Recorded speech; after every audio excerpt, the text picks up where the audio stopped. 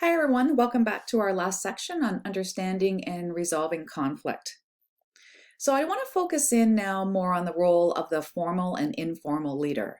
And so as we've talked about since the beginning of this class, all nurses are leaders in their work environment. And in fact, those informal leadership that you see at the bedside as frontline workers, informal leadership has a significant impact on work culture. So encouraging positive working relationships among healthcare providers from a leader, it requires effective conflict management skills, and that's an integral part of having a positive practice environment.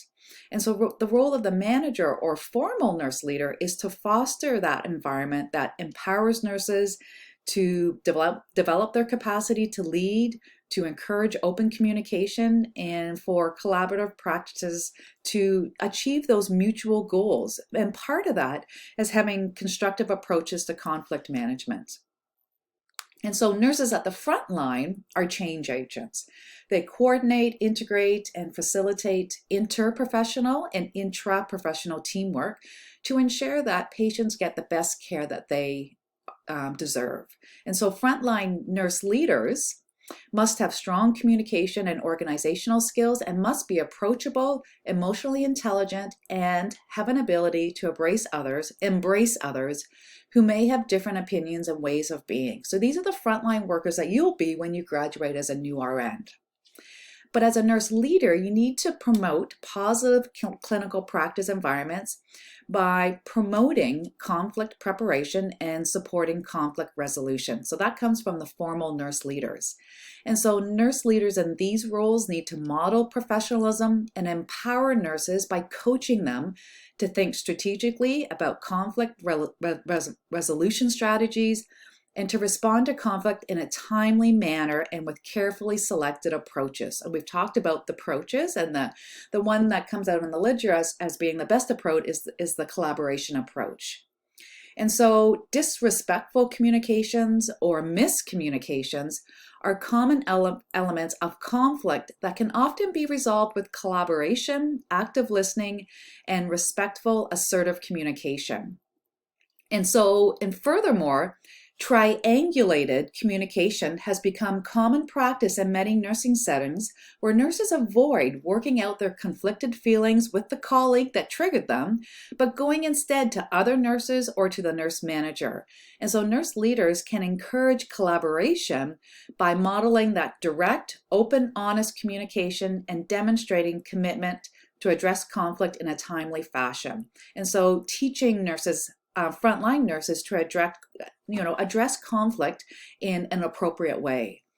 And furthermore, work environments that promote that authenticity and diversity tend to be less threatened by conflict, enabling nurses to feel accepted and a sense of belonging despite differences in opinions and ways of being. So that's really important. Something that you may not thought about is that for the first time in history, 4 generations of nurses are working together. And so that has thrown some other things into the realm of conflict management. And so the healthcare workforce today is made up of individuals from 4 generations, and you can imagine the generational differences that exist in values, traits, expectations, communication style, and their behavior, which all influence professional relationships. And so these intergenerational tensions can sometimes lead to conflict. So in nursing, individuals with a higher status, such as a senior nurse, often from an older generation, tend to set emotional display rules and determine when these displays are appropriate. And so these individuals that question these power imbalances by disturbing the status quo are at risk of becoming targets of shaming and incivility. So it's basically disrupting the status quo of maybe a more senior nurse who has set the tone for the unit. And so if this pattern is supported by nurse leaders who fear diversity and don't want to disturb the status quo, they often, it leads to those new nurses being silenced. And so really good leaders can establish workplace cultures that acknowledge these generational differences by highlighting them and building on the strengths that this diversity brings, while also recognizing that we do have common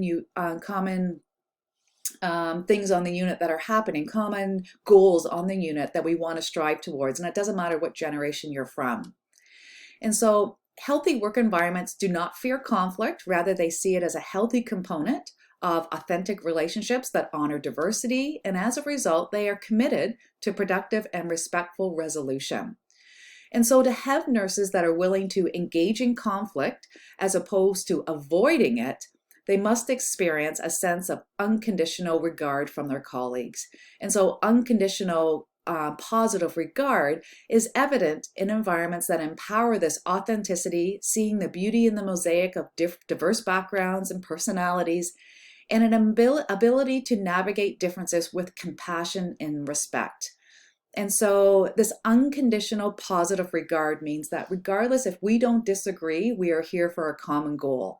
And so nurse leaders must believe that they will not be shamed, nurses must believe that they will not be shamed for bringing forward new ideas that challenge the status quo. And so nurse managers often don't invest enough time into assessing the workplace culture and specifically the conflict management habits of nurses. Maybe you don't feel qualified or sufficiently experienced to deal with conflict. Moreover, some staff can be difficult to work with. So managers must remain focused on the problem and not the personalities of the team members. Nurse managers must quickly address and intervene in conflict and lateral violence. And we'll talk about this in a few slides. So they must also remain cognizant of other pitfalls of effective communication of resolution. For example, nurse managers commonly avoid conflict in the workplace by delaying responding to colleagues' concerns voiced in staff meetings, not replying to voicemails or emails, or canceling or postponing important meetings. Equally harmful, they may encourage the triangulated communication whereby nurses report their grievances about one another to the manager instead of addressing each other directly. And so if this behavior is known and continues, conflict remains and the avoiding behavior becomes acceptable and leads to poor outcomes for the individuals involved, patients, and the organization. And so to reduce conflict and the incidence of workplace violence, the leader must empower nurses to create a respectful practice climate while at the same time set acceptable standards of behavior. And so zero tolerance policies can be helpful to underscore certain organizational values, ensuring that nurses are aware that certain behaviors will not be tolerated. Now, however, this methodology tends to work by instilling fear in employees, which can be detrimental to feelings of emotional safety and a willingness to be authentic in the workplace. And so that's where you don't want it to go wrong. And so working in teams is an important part of healthcare delivery. Negative relationships among nurses can disrupt team performance, ultimately compromising patient safety, which is the ultimate common goal. And so for teams to be successful, they need to work independently of managers, receiving direction and intervention when needed. So they need to be able to deal with the conflict at the unit level, maybe without involving the manager. And so functional teams working together will initiate meetings and implement decision-making procedures that promote the sharing of ideas, a sense of ownership, and are able to self-direct. And so when teams begin to lose focus and cohesiveness, they may be signaling the need for support and direction from their manager.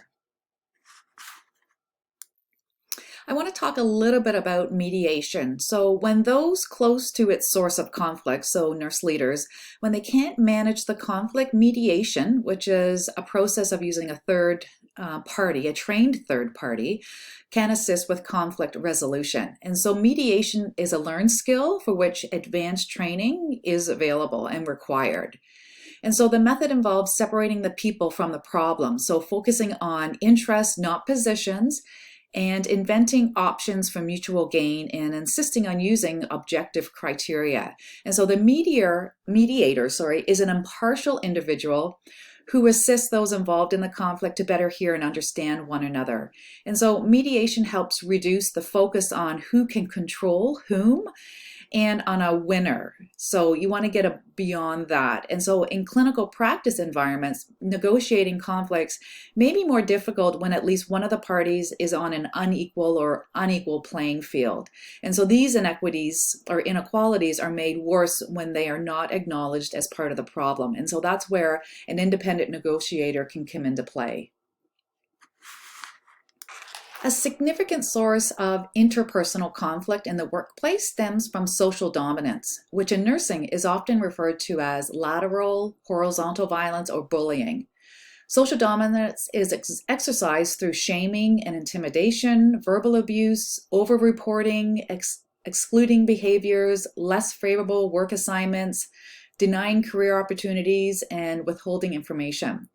Social dominance typically stems from subconscious projections whereby one's insecurities motivate them to establish a dominant position over the peers they feel threatened by.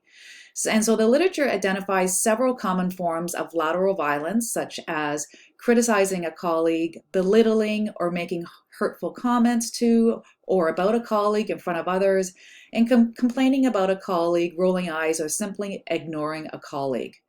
Bullying is another form of social dominance, and it's closely related to lateral or horizontal violence, but a real or perceived power differential between the instigator and the recipient must be present in bullying.